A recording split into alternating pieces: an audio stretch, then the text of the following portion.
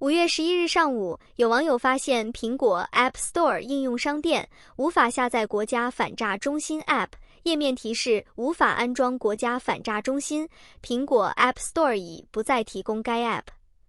当天上午，媒体记者实测发现，目前在苹果 App Store 中已经无法搜索并下载国家反诈中心 App。而且之前已经下载了该 App 的苹果手机，目前也无法打开国家反诈中心 App。上午10时左右，媒体记者咨询了苹果官方客服，客服回应称，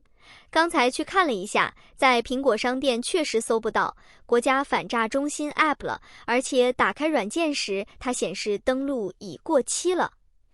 该客服表示，下架的具体原因目前尚不清楚，大概率是这个软件现在正在整改当中，因此暂时下架。随后，记者用其他安卓系统手机进行测试，发现小米、Apple、华为等品牌手机均可正常下载使用。国家反诈中心 App 是由公安部刑事侦查局开发的官方应用，自2021年上线以来，累计预警3.1亿次。实际上，国家反诈中心 App 自上线起就面临权限争议，因为这款 App 要求获取通讯录、短信、麦克风等7项敏感权限，而这都与苹果的隐私政策存在根本冲突。而此前，苹果手机自带的静默截取 iMessage 信息功能，因为强调端到端的加密权限而遭到中国政府封禁。可不敢胡说，可不敢胡说。实际上 ，App 权限管理问题并非个案。2023年，拼多多 App 也曾因涉嫌滥用权限被谷歌 Play 下架。2023年3月21日，路透社报道，谷歌发现国内电商平台拼多多的应用包含恶意软件，并已在应用商店下架该应用程序。谷歌发言人表示，出于安全考虑，谷歌会提醒用户卸载恶意版本的应用程序。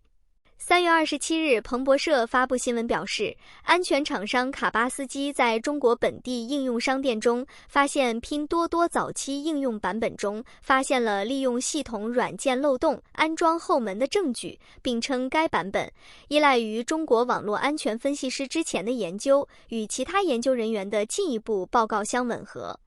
卡巴斯基安全研究人员 Igor Golovin 指出，拼多多应用程序的某些版本包含恶意代码，这些代码利用已知的安卓漏洞来提升权限、下载和运行其他恶意模块，其中一些模块还获得了访问用户通知和文件的权限。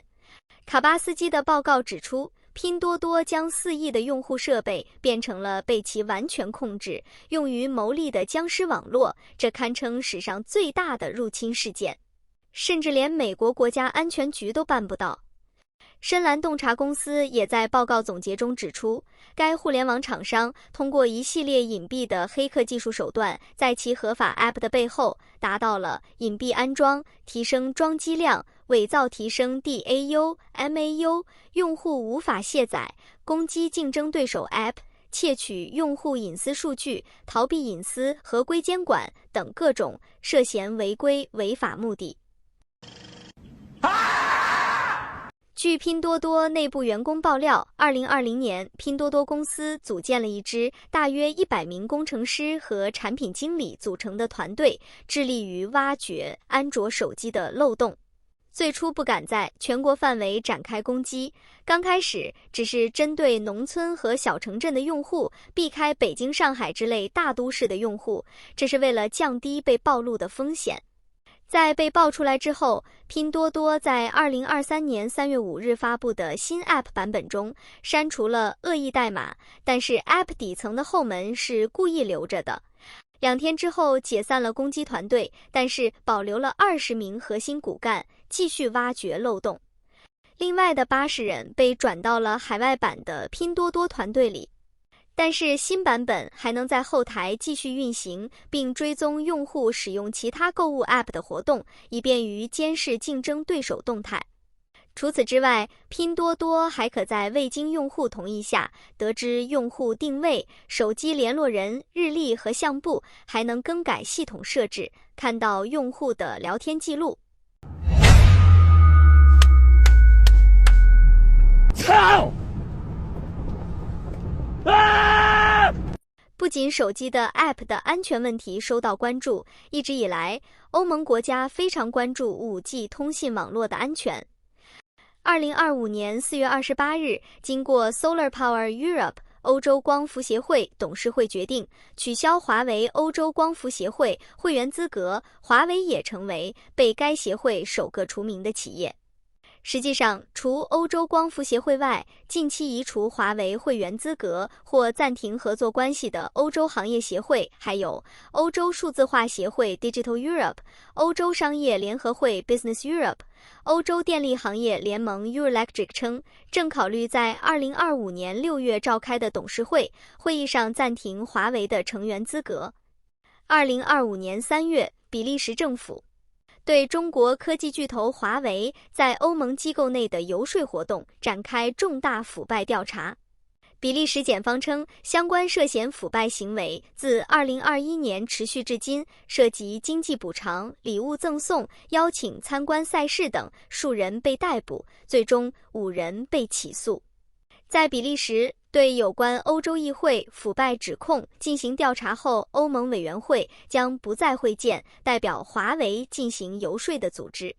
欧盟委员会发言人部门在一份声明中表示，欧盟委员会不会会见任何代表华为利益和或代表华为发言的游说团体和或行业协会。好啦，这就是今天视频的全部内容。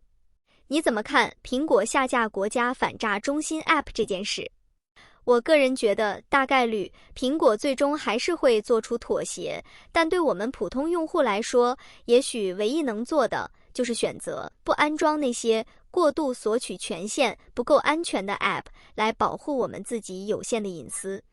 虽然官方宣传说安装国家反诈中心 App 可以帮我们防诈骗，但如果为了防骗却要牺牲隐私，那代价真的太大了。